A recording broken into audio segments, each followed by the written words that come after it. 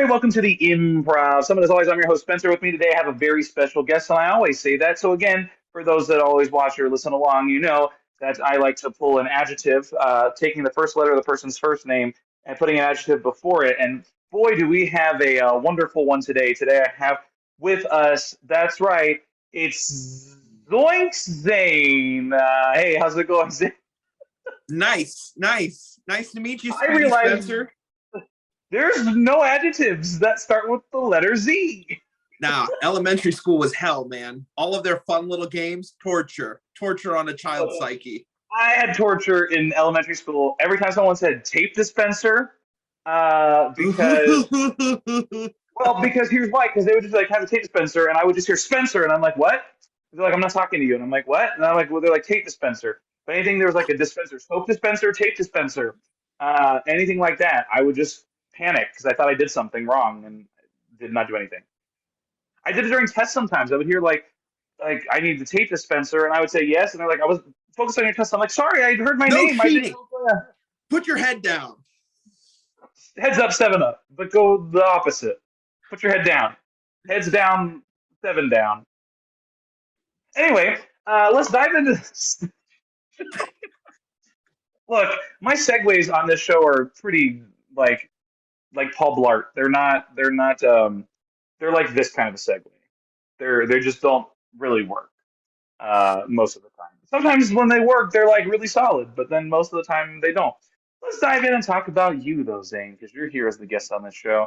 Let's talk about your improv experience. What is your experience or history with improv? Well, it's funny because predominantly more of an actor, stage memorized, film, television commercial, and those, if anyone who is an actor or, if you're an improver, to those on the outside, you kind of learn improv games as a warm-up to the actual work you're doing with a given play or musical. I started out really young as a kid in community theater doing it, and I liked the improv sometimes more than the plays that itself. And I kind of started to seek them out at a younger age. There were junior camps and whatnot. By the time I got into high school, there was an improv club, but they were just like a small group of just comedy weirdos that never really did anything. They met like 4 times a year. And when I got involved, they said, well, we should really put on a show, and got a lot more kids involved. We named ourselves the RBHS Shenanigans. And it's a club that still runs and still puts on shows 12 years later. They do one in the spring and they do one in the fall for all of the kids at the school. And as I kind of left high school, I did it in college. It was a lot more serious. And then I took some classes in Chicago, moved to LA, where I did all of my formative training, undergraduate training, if you will, at the now departed IO West. Did almost all of my levels there before COVID and it closing.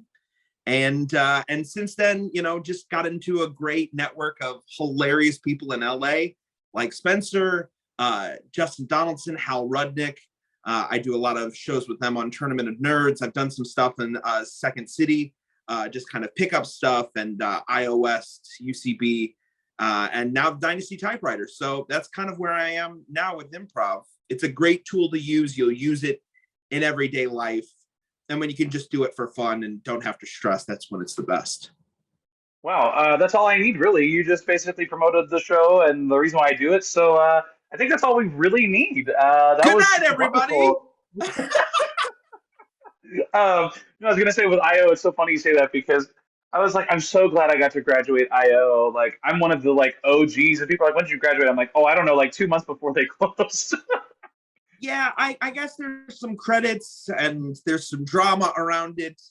I let's just say I have to go back and complete my improv GED if I want to see the end of it. I've just got a couple of loose courses, but I don't really have as much time to improv nowadays because a lot of just auditions and whatnot. And so it's whenever I can jump in, I love to do it. Like doing this improv summit was great. It just, I feel as I get older, I get less and less opportunities to do improv, I guess. which isn't an Yeah, excuse, but I'm I've learned once you hit your 30s, like no, they're like, all right, you're done with improv. That's it. Boo. And it's like, hold on, wait a second.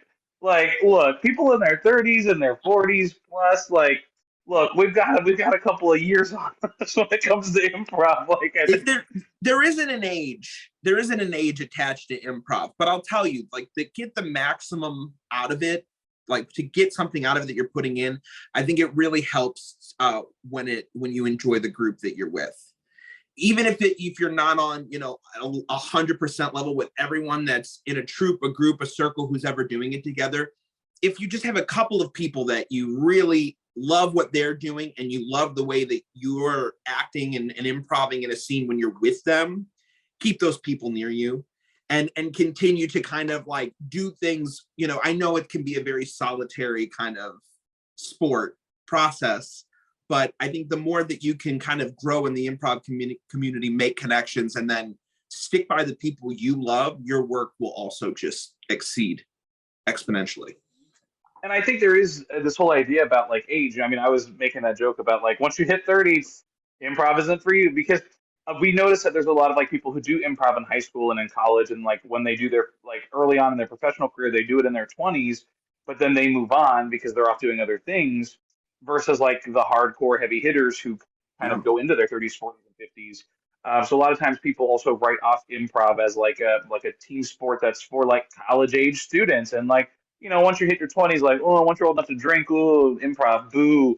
But I think there is something to be said about improv in the sense of maturity, because I think with like improv is almost like here's a metaphor on food, which apparently I really love on this show. Improv is like a fine wine or like an aged cheese. Like when you first do it, like I mean, I did it starting in probably my 20s, I guess I would say. Like I wasn't very good at it because I thought I was really good at it. I'm like, I'm so good at improv. Look at all these funny things I'm doing. And then I was like, why am I so bad at this?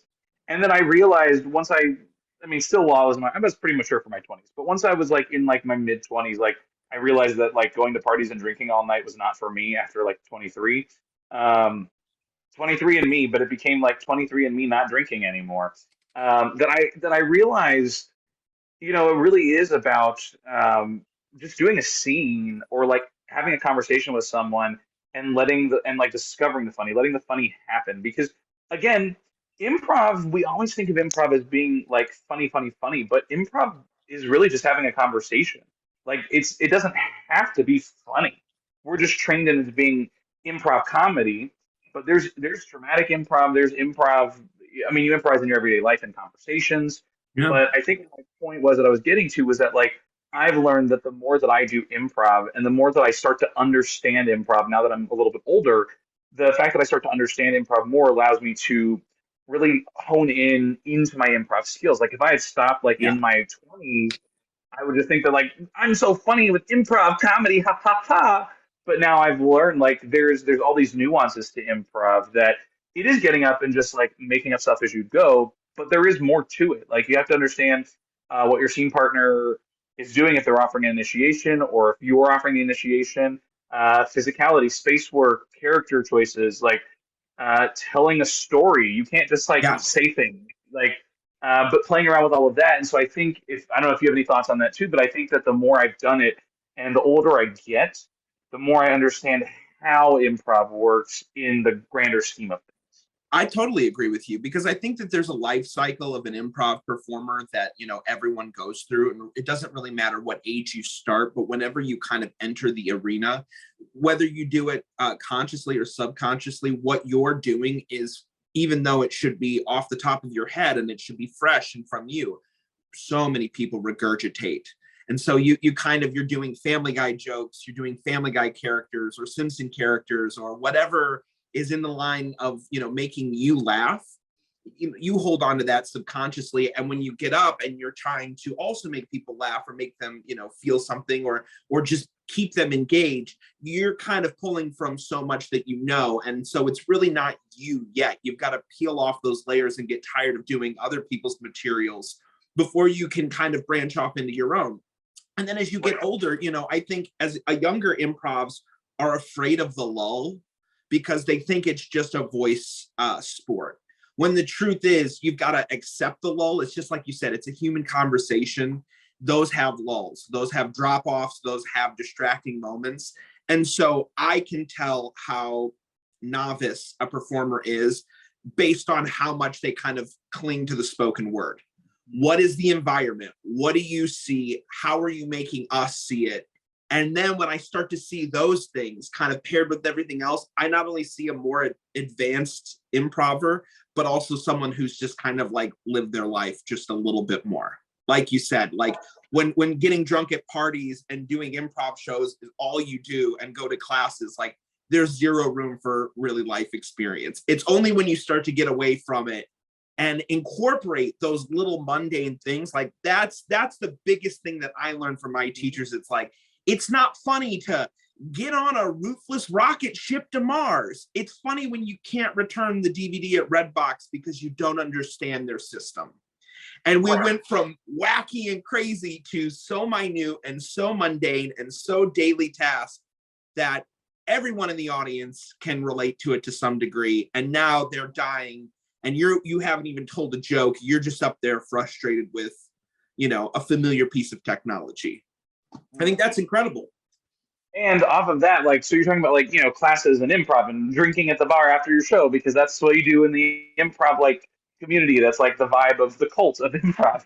But one thing it makes me also think about is, I might have mentioned this on the show before, is like, I remember I was doing work study at Second City, and I was also doing work study at UCB, I think. So like, I was like, basically my Mondays, I think Monday nights, I had like UCB class. Then Tuesday afternoon, Tuesday I did my work study at Second City. Tuesday evening, I had my class at Second City. Wednesday evenings, I had my UCB work study. Thursdays, I had like musical improv. And then Fridays, I think I had like a sketch class or whatever.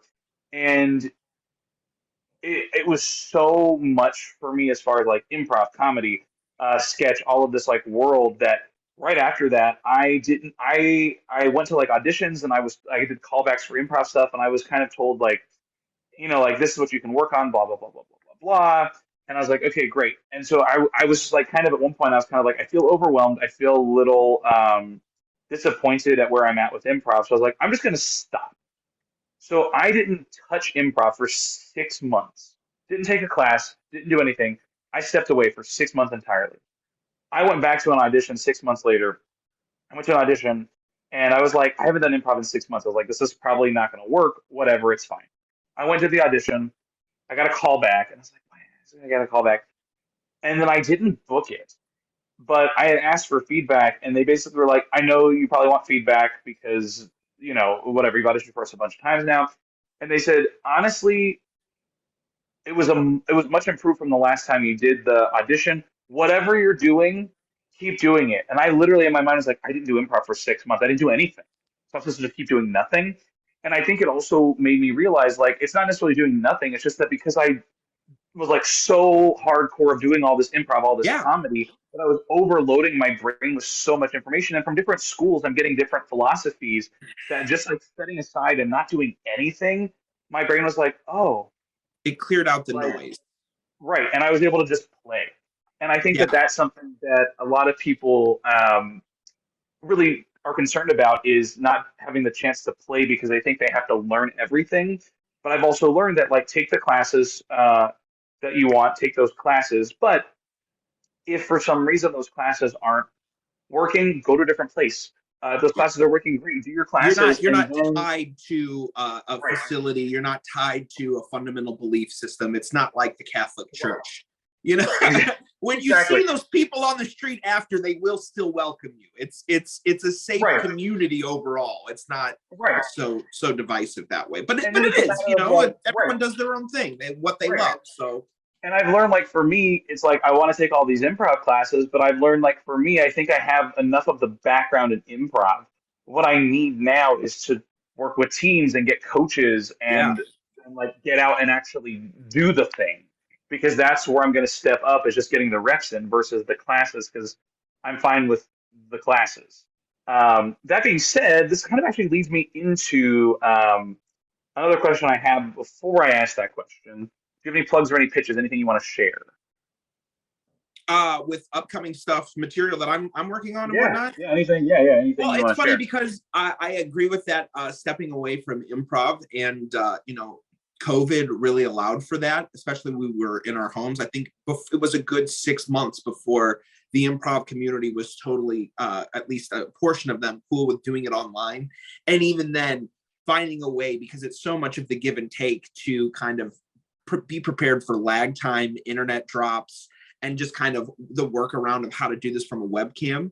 So it's nice to get back out there. The only really big thing that I have going on right now is, prior to COVID and all through COVID, when they were doing online shows, Tournament of Nerds.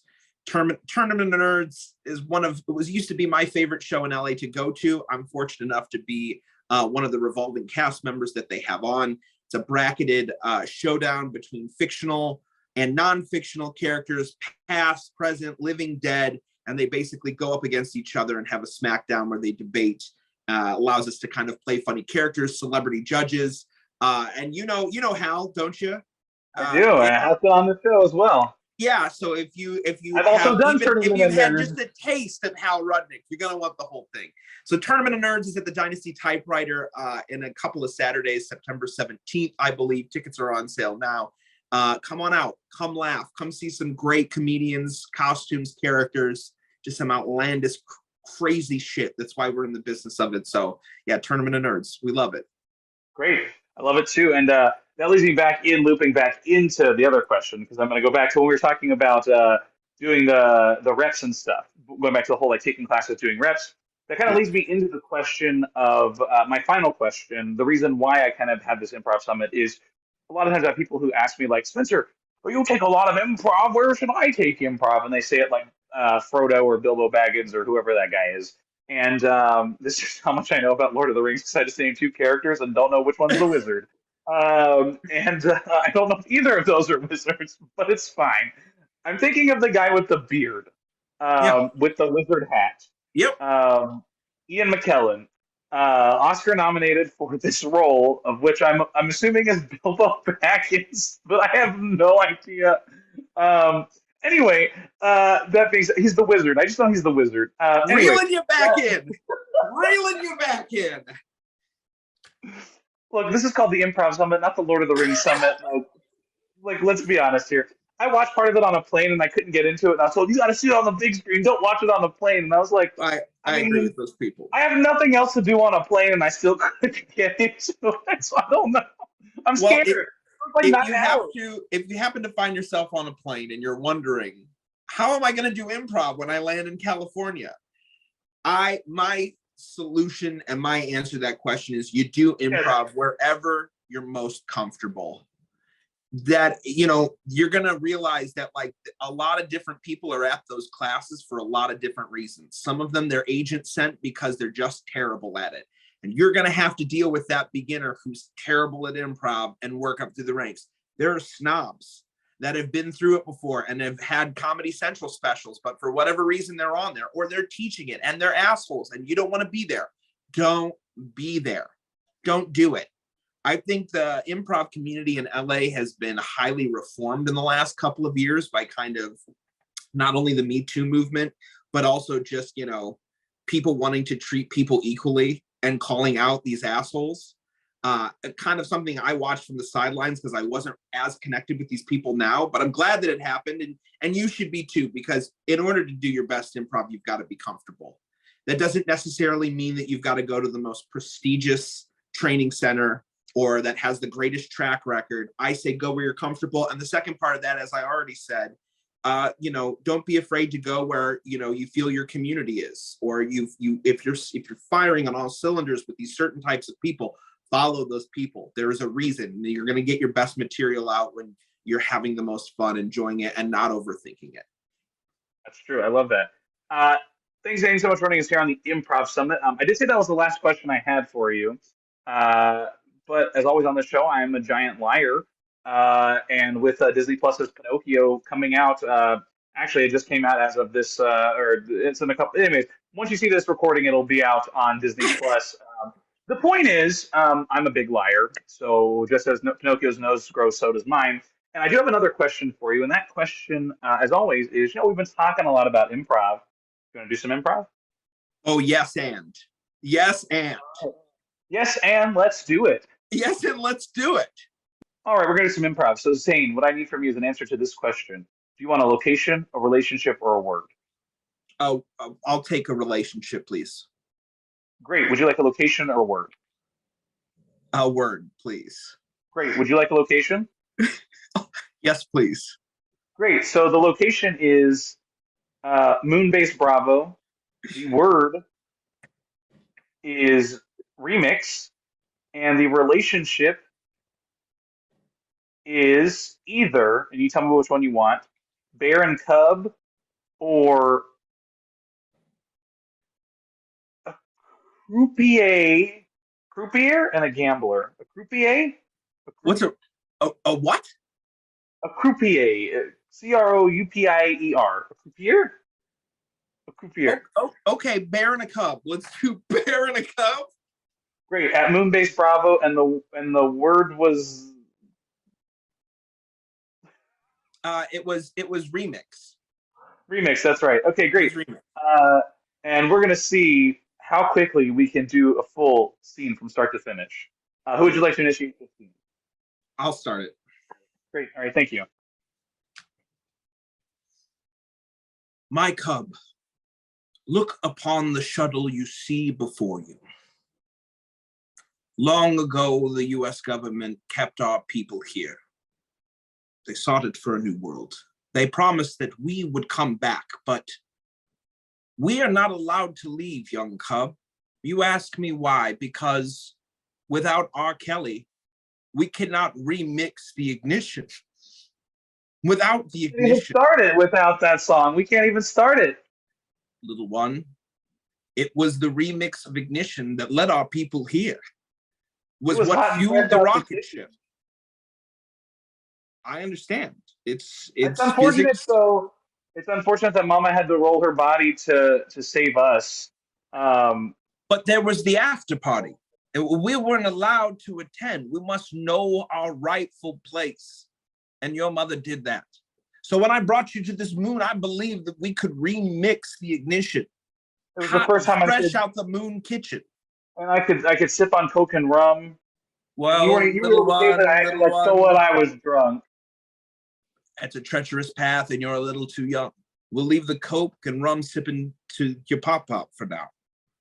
But we are here indefinitely because we need someone new. As the prophecy said, one day would remix a new ignition, even hotter and fresher out the kitchen, and allow us to go home to Can our we go original 80 on the country. freeway? Maybe we'll have to see what it's like. With a lot's changed down there, we can maybe take a freeway in. Maybe we just land in some foliage that's not near any people. I don't know. See, space, Dad, quantum, time. Yes, little one.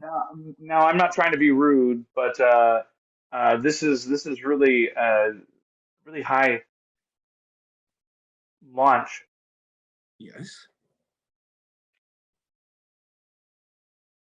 Just that was it. I'm just saying. It's extremely high. I mean, it's a rocket ship. You can put at least 273 bears in there, cubs and bears. Now usually I don't do this, but if you want, I can be brave. Oh, well, what do you mean brave? Do you mean you're going to go after a red-haired archer from Ireland and just maul her to death as we tend to do? No. We're not going to go off and play the brave card. No. You just tell me when, Dad. Give me the toot toot. Give me the beep beep. I want to, son. I want to. But as musical bears, we know our limitations. We know what lyrics really drive us and allow us to flourish. And until these artists can provide us with these lyrics, I'm afraid we're stuck here at the moon base, which What we you're call saying our home. is no rocket, so we're off in this Jeep. Well, that's more of like a lunar Jeep. We could go around the moon. We can't leave the moon. We need the rocket. See?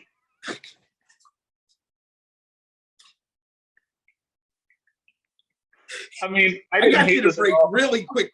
Thanks so very much for coming to the Improv. Someone as always, I'm your host, Spencer. That's Zane. See you next time. Bye.